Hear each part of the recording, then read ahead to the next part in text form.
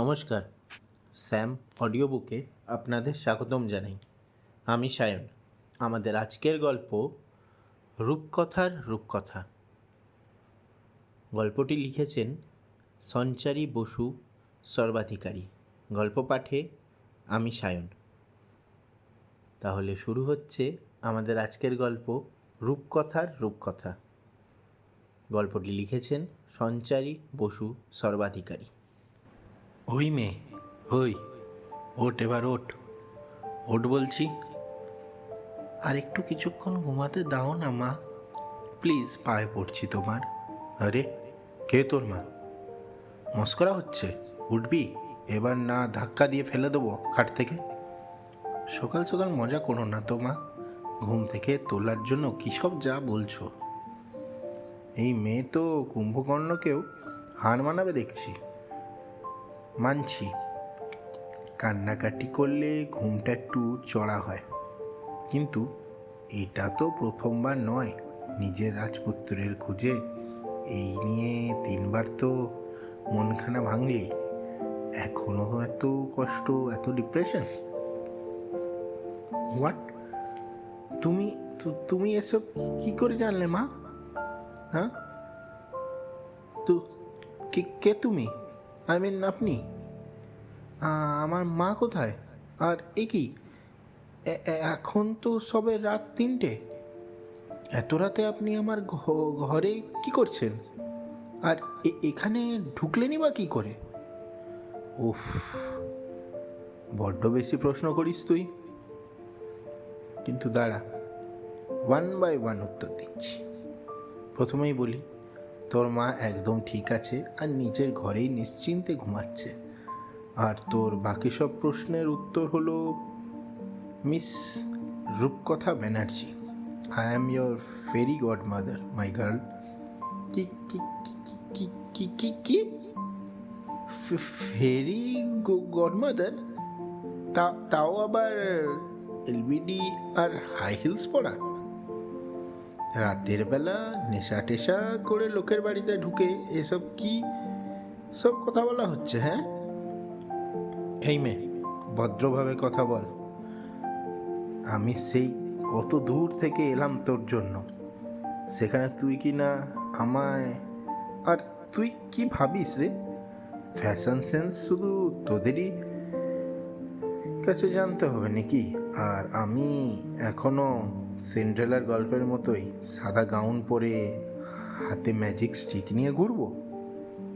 আচ্ছা, বুঝলাম, কিন্তু আমার জন্য কেন? আমি তো দিব্যি আছি, কোনো কষ্ট নেই আমার। তাই বুঝি? তাহলে এই যে 1 সপ্তাহ ধরে বাড়ি ফিরেই বালিশে মুখ গুজে কাঁদিস, যেটার কথা তোর মাও জানে না, সেটা তাহলে ভালো থাকার লক্ষণ? আপনি এসব জানলেন কি করে? আই মিন, আমি তো কাউকে। তো আর কে জানবে? বলছি না, আমি তোর ফেরি গড মাদার। অনেক দিন ধরে লক্ষ্য করছি তোকে। তোর স্কুল টাইমের বয়ফ্রেন্ড অভির সাথে যখন তোর ব্রেকআপ হলো, ভেবেছিলাম তারপর শুধরে যাবি, কিন্তু না, সেই কলেজে স্ট্যান্ড নাচ হাই ওই আকাশের ঢঙের কথায় ফের গলে গেলি। ওই ছেলে যে তোর কতটা ক্ষতি করে গেছে তা তোর হাতে যে ব্লেডের দাগগুলো আছে তারাই ভালো বলতে পারবে। আমি ভাবলাম এইবার তুই অন্তত প্রেমে ক্ষান্ত দিবি, কিন্তু না, ফের ওই একই গর্তে পা। তোর কি একটু শিক্ষা হয় না? তো কি করব? এত যখন জানেন তাহলে এটাও তো বোঝেন যে একটা বয়সের পর এমন কাউকে লাগে যার সাথে সব শেয়ার করা যায়, সুখ দুঃখ ভাগ করে নেওয়া যায়। বুঝি, কিন্তু সেটা তো হচ্ছে না। তার বদলে যে তার দুঃখ তোর উপরে চাপিয়ে দিয়ে বাড়তি আরও কষ্ট দিয়ে যাচ্ছে।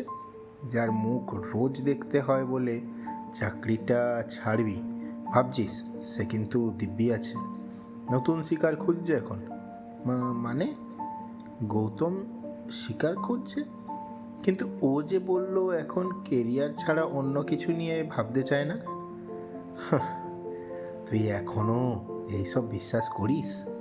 কতবার কত রকম মিথ্যে বলেছে বল তোকে, একবারও তো ধরতে পারিসনি। আরে আরে, এ কি চোখের জল কেন ফের? কাঁদে না মা, আমার সোনা মা, আয় আয় বুকে আয়। কাঁদবো না তো কি করব বলো? আমি কি কখনো সত্যিকারে ভালোবাসা পাবো না? বলো না পরিমা, তুমি তো সব জানো। পাবি, কিন্তু তার আগে নিজেকে ভালোবাসতে শেখ, বুঝলি? নিজেকে প্রায়োরিটি দে সবার আগে। একবার ভেবেছিস তাই হয়তো মুখ ফুটে কিছু বলিস না, কিন্তু যে মাকে তুই এত ভালোবাসিস সে কি বুঝতে পারে না যখন তুই মুখ কালো করে থাকিস? নিজেকে কি করে ভালোবাসে পরিমা আমি জানি না, আমায় শেখাবে? শেখাবো, দাঁড়া। তাহলে এই কবিতাটা শোন। স্বপ্নে দেখা রাজপুত্র আসবে ভালোবেসে, এসব এখন শুনলে পরে মরেই যাই হেসে।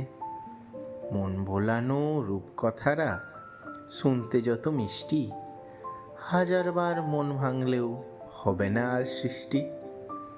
মণিমুক্তই সাজানো প্রাসাদ কিংবা স্বপ্ন তরি, তার বদলে জুটছে এখন গলায় দেবার দড়ি। কাজের কথা বলছি এবার, কান খুলে শোন মেয়ে, নিজের পায়ে নিজে দাঁড়া, কারোর পথ নাচে। ভাঙা মনের যন্ত্রণাময় স্মৃতিতে আগুন জ্বালা, ভুল মানুষের প্রেমের চেয়ে একাই থাকো ভালো। পরিমায়ের বুকে মাথা রেখে কবিতা শুনতে শুনতে রূপকথা যে কখন ঘুমিয়ে পড়েছিল সে বুঝতেও পারেনি। ঘুম ভাঙল মায়ের ডাকাডাকিতে। ঘুম ভাঙার পর মনে হয়েছিল সবটাই বোধহয় স্বপ্ন, কিন্তু নিজেকে ভালোবেসে ঘুরে দাঁড়ানোর বিষয়টাকে সে বাস্তবায়িত করে ছাড়বে। এই কথাটা ভাবতে ভাবতে বিছানা ছেড়ে উঠতেই ফের চেঁচিয়ে উঠল মীরা। কিরে, কি হলো? চেঁচাচ্ছিস কেন? আসলে দেখলি নাকি? এই রূপ সাড়া তো দিবি নাকি? সাড়া দেওয়া তো দূর, রূপকথার তখন চক্ষু চড়ক গাছ। ড্রেসিং টেবিলের উপর রাখা ফাঁকা ফুলদানিতে সুন্দর করে রাখা রয়েছে একগুচ্ছ সূর্যমুখী, আর সাথে পরিমাল বলা কবিতা লেখা একটা কার্ডে। তুমি তাহলে সত্যি আমার জন্য এসেছিলে পরিমা? তোমার বলা সবটা মনে রাখবো। আমি সারা জীবন কথা দিলাম, এবার থেকে সবার আগে আমি নিজেকে রাখবো, নিজের জন্য বাঁচব, নিজেকে ভালোবাসবো। আপনারা শুনছিলেন রূপকথার রূপকথা। গল্পটি লিখেছেন সঞ্চারী বসু সর্বাধিকারী। গল্প পাঠে আমি সায়ন। আপনাদের গল্পটি কেমন লাগলো অবশ্যই কমেন্ট করে জানাবেন। আর এই রকম আরও গল্প পেতে আমাদের চ্যানেলটি সাবস্ক্রাইব করে পাশে থাকা বেল আইকনটি প্রেস করে দেবেন, যাতে যখনই আমরা নতুন গল্প আপলোড করব সবার আগে আপনাদের কাছে এসে পৌঁছয়। আর আপনাদের কীরকম গল্প পছন্দ আমাদেরকে কমেন্ট করে জানান। আর আপনাদের কাছেও যদি কোনো গল্প থেকে থাকে আপনারা শুনেছেন বা কখনো কোনো কারণে লিখে রেখেছেন, আমাদেরকে জানান। আমরা আপনাদের সাথে যোগাযোগ করে আপনাদের গল্প আপনাদের নাম সহ স্যাম অডিও বুকে আপলোড করব। তাহলে আজকে এখানেই শেষ করছি। আবার দেখা হবে আগামী সপ্তাহে একটা নতুন গল্প নিয়ে। ততদিনের জন্য ভালো থাকবেন, সুস্থ থাকবেন, গল্প শুনবেন, গল্প পড়বেন, গল্প লিখবেন, গল্প শোনাবেন। ধন্যবাদ।